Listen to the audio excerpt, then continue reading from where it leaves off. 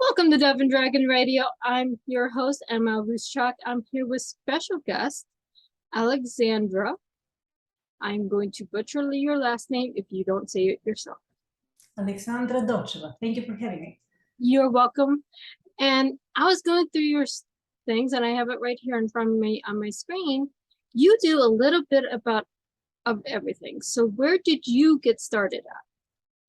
Oh, I got started as a violinist for 26 years, and then I put myself through nursing school after I earned my master's and doctoral degree in violin in the United States.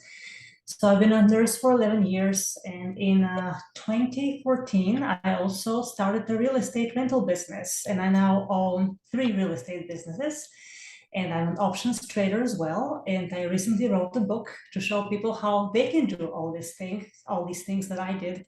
And the basis for the book was to show people that not only can be done, but if you have struggled with low self-confidence like I did for more than 2 decades, very painfully, you can get out of this mental condition and accomplish anything you want if you apply all the attention and discipline you have. Very true. You can go through any obstacle. You can go through, get anything you need if you raise your self-esteem. Correct. But in order to do that, you have to believe that you can set the goals that you didn't think possible to accomplish, and one by one, create the steps, the plan, and execute that plan without a compromise. Very true. You have to have goals. You can't go through life without goals. Then you set your bar high, so even if you don't make the goal the first time, you're a step closer to it. Correct. But you also do holistic self-confidence coaching. Yes, I do. Yeah, this came from questions from both patients and investment mentees, how to integrate everything in a system. And people who are unhealthy are not confident about being able to regain their health without depending for the rest of their lives on the healthcare system. People who are financially uneducated are not confident they can ever create cash flowing assets that are unrelated to their jobs. And hence they have this constant fear of losing a job and their income. And this influences their health poorly, right? And the people who are sick lose money because of treatments, complex treatments for decades on end, depending on how complex the condition is, of course. But America is a nest of chronic conditions, and it's just really sad to see. So as a nurse and an investor, I did see that what I was doing with my life basically was a very organized system, which I applied to all the important aspects of my life, which I, for the sake of simplicity, categorized in 5 groups, which are health, spirituality, career, finances, and relationships. And that's how the book came to existence, to help people do the same. I mean, it's not going to be exactly the same what I did, but the practical advice this book contains can be used by millions of people and change lives, and it has been already per the feedback I have from readers of the book, and I'm very happy about it. Exactly.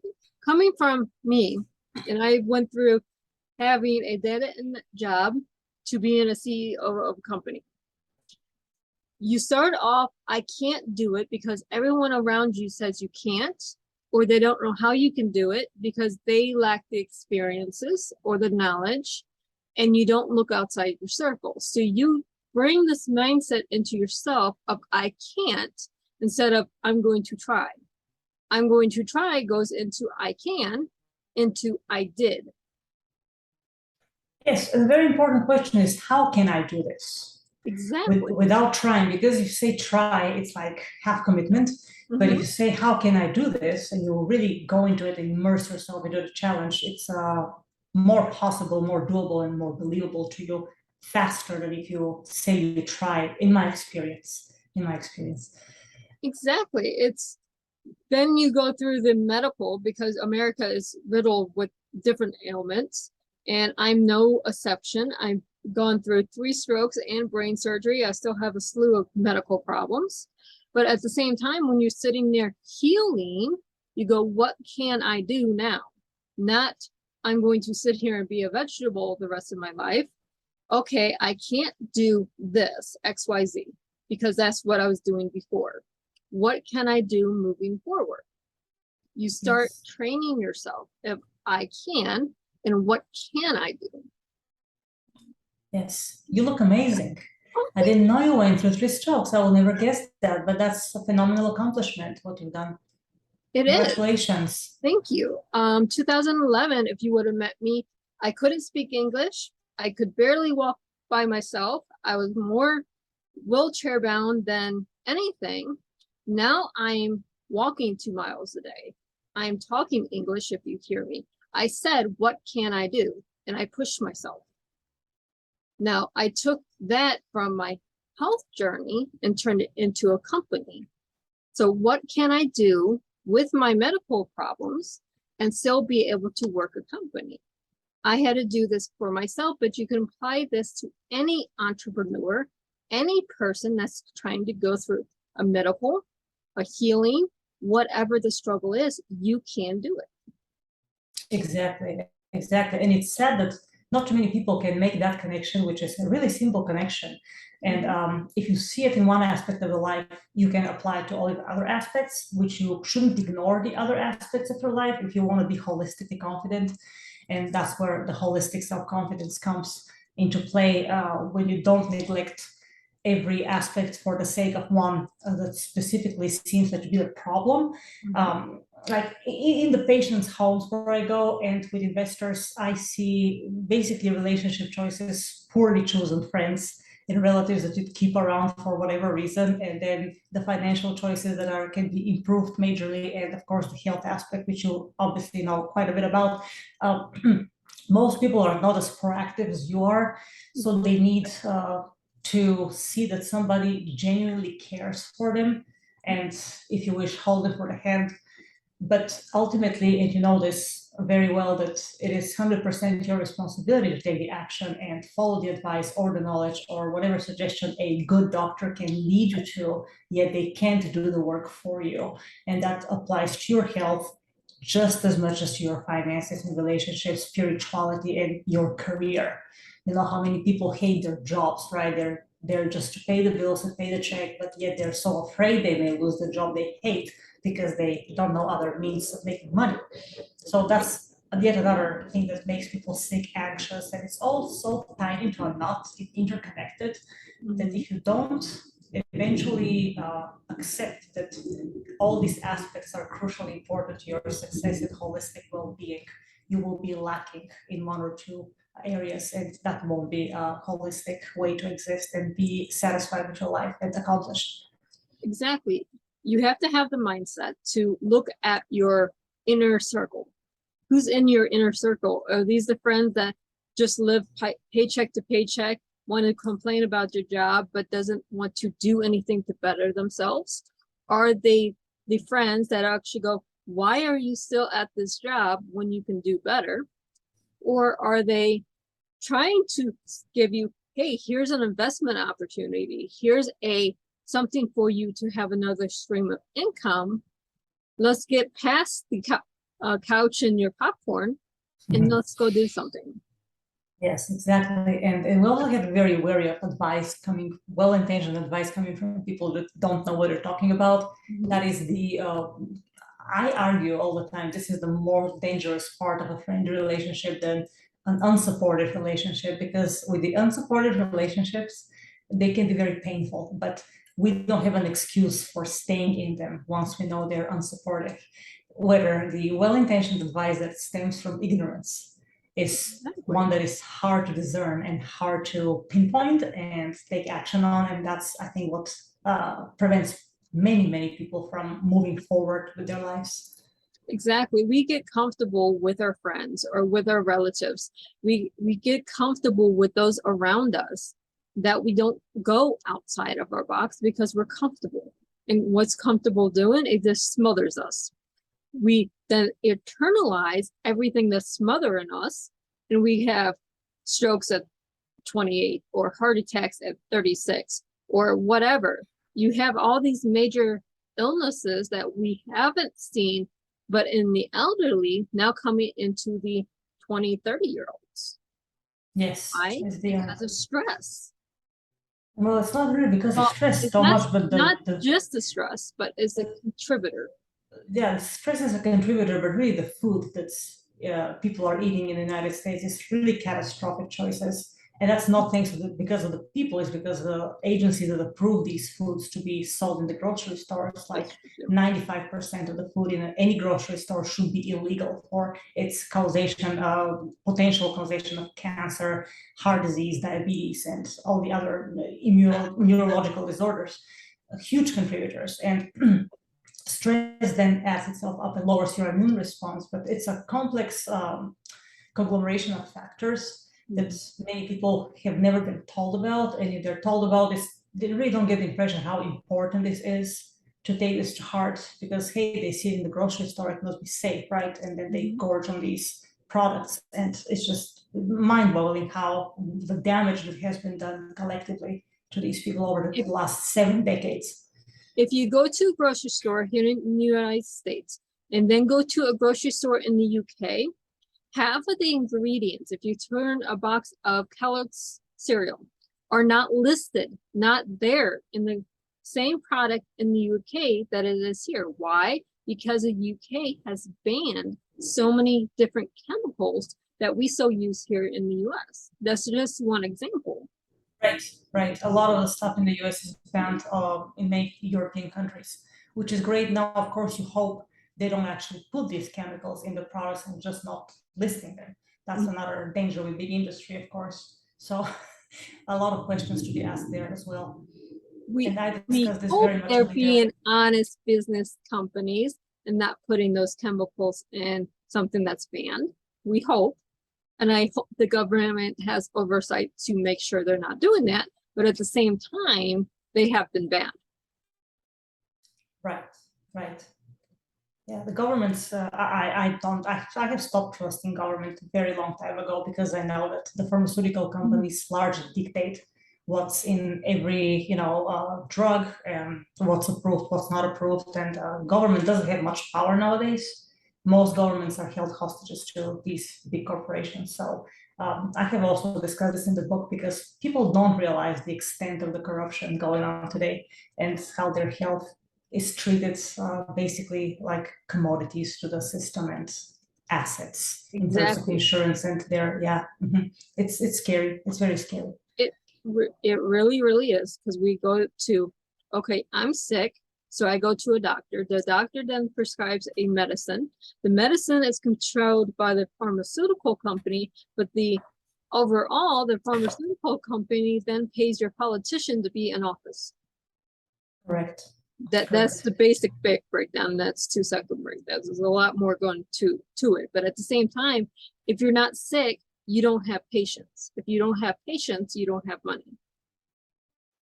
Right, then you can have patients for acute conditions, but as far as the chronic conditions, people can reverse those. And I have dedicated 5 chapters on health in my book, which is called It Really Is Simple, a holistic self-confidence, a holistic approach to self-confidence, a practical guide, because I want people to realize there is much more power in them than they think as far as their health control, if they get the right information and follow certain steps with integrity and without exceptions and, compromise. Exactly. I quit 2011. I was on 22 different medicines at one time. Today, I'm on 0. I refuse to take medicines because, one, they didn't help. They didn't make me feel better. They made me feel worse. And I didn't know what they were actually doing to me. So and then you have the combined side effects, all of them together. Yeah. Yeah. So I threw them all away. Please don't do that like I did. But at the same time, it was probably the best thing I ever did. I do not take medicines unless I have a headache. Then I'll take it Tylenol, but it's like one little acute thing, and that's it. I'm not the poster child for going to doctors. Don't ask me to go to the doctor because I don't trust them. I will read how a plant can help me heal something that is making me sick. I have a stomach ache. Okay, I'm gonna go get something with natural mint. Preferably, I grow it myself. Right, preferably. if you're a client that allows, most people don't have the time to grow the natural garden, but Yeah. more and more people are gearing that direction, knowing what the market is doing with the food. So it's also encouraging to see it, discouraging to know that there is so much fraud out there that you really can't even trust most doctors. Yes. That's not part of reality. Everything that we're doing holistically, you have to do your mindset. You have to have a nutritious diet. You have to know what's in your food. You have to know what doctors you can trust. You have to go through all this stuff to make sure you're healthy and happy. You have to have a job that doesn't make you stressful. Right. And I mean, don't be in a job that you hate going to every morning. The job, if it's stressful, depending on how much you want to learn from the job, it can be stressful, so you can push yourself a little bit and make the stress a motivating factor. It really depends on how you think about a problem, not so much what the problem is. But with the job, well, people confuse, I think. They get disappointed that they can't get wealthy on a job, and it's really not your employer's job to make you wealthy. Your purpose on a job is to solve other people's problems, including your employer's problem, and then the client base that your career is serving. Then it is your responsibility to learn what to do with the saved money after a paycheck, to invest it and grow it. And that's where people get confused with respect to career and finances. They are not the same. That's why I have viewed them in two different categories of holistic self-confidence, because if you rely on your career to get rich, most of you will be very disappointed and become bitter people because the job didn't deliver the way you expected, especially if you're getting out of college and you find out that the career you learned for is a very different deal by the time you get out of college, because things change so quickly nowadays. Career is to help others to find a way to be useful to society and learn skills that are marketable, so you can grow businesses if you want to get out of the job, or make yourself irreplaceable or hard to replace to your employer in case market conditions get such that your employer has to choose to lay off certain people and you don't want to be in that group, right?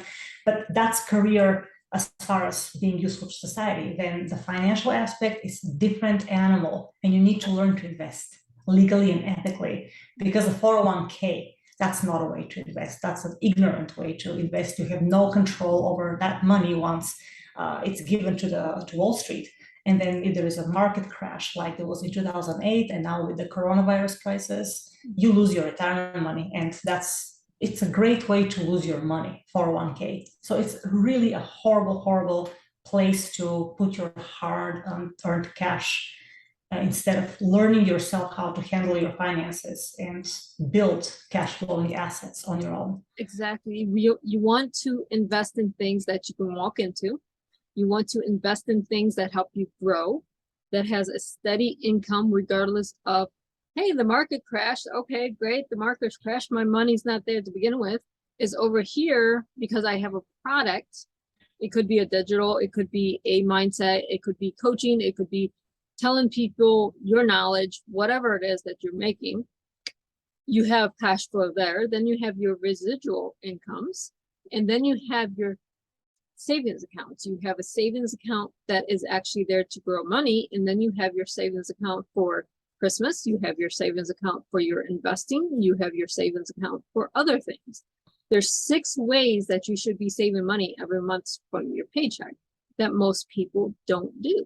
Right. There are many ways to save money depending on your plan, but basically, I keep money in savings just to cover 4 to 6 months of expenses should I lose everything. But otherwise, I put the money in my options account and I make cash with this money every month, which is also a nice way to expand besides the rental real estate that I have with my residence. And that's also a steady monthly income, and the properties are paid for. So it's there's so many ways, millions of ways to invest. Only the sky's the limit to your knowledge, right? And it's just a matter of putting the time and learning and look at all these 4 asset classes: business, real estate, commodities, and paper assets, and learn to diversify, see what really interests you the most, and dive straight in that asset class, and then invest secondarily in 1 or 2 more just to accommodate unfavorable market conditions if need be. but people don't want to put the time. And I really, really encourage them to do that. And with beginning investors that have the fear of failure and losing some money, and I tell them it's better to lose money early while you're learning, rather than go ahead and then lose a large chunk of money, which happens to some investors. And it is part of the learning curve, because we learn until we die if we really want to grow, right? We never stop learning. No. But the hesitation in people really, it's sad, because there's still so much opportunity, especially in times of crisis. There is always opportunity for wealth transfers, and many people still don't recognize such opportunities. Exactly. If you go to manufacturing, that's something you want to invest in, because no matter what's being manufactured, we always will need manufacturing plants. Doesn't matter if those plants are ran by robots or people, we still need to manufacture commodities. That's something you want to invest in. Infrastructure. You want to invest in infrastructure, because that's not going to go away anytime soon. That's correct. That's correct. Or food, grains, precious metals. Of course, you have to watch the price. You got to buy low, sell high, and then buy low again. But you have to be vigilant and constantly have your finger on the market, to just watch the pulse of the market, and depending what you're following. But there's just a lot to learn also about history and politics. History repeats because people forget it. And see, in my book, I just drawed all this connection between anything that you can profit from, but it has to be in relation to your overall well-being, because you need to have a plan where you want to be 5 years from now, 10 years from now. And again, people get lost because they think they have time and they really don't have time, which is your most valuable asset. It goes by fast, but you don't see this until you're in your late 30s, early 40s, and they're like, oh my gosh, what happens? I have nothing to show for. And that's when most people wake up, if they do. So I really try to help people who have awakened to the fact that they don't have much time, even though they're in their 30s, but they see that if they accomplish so much for 30 years, if there's a danger if they don't accomplish more and do more as far as personal growth.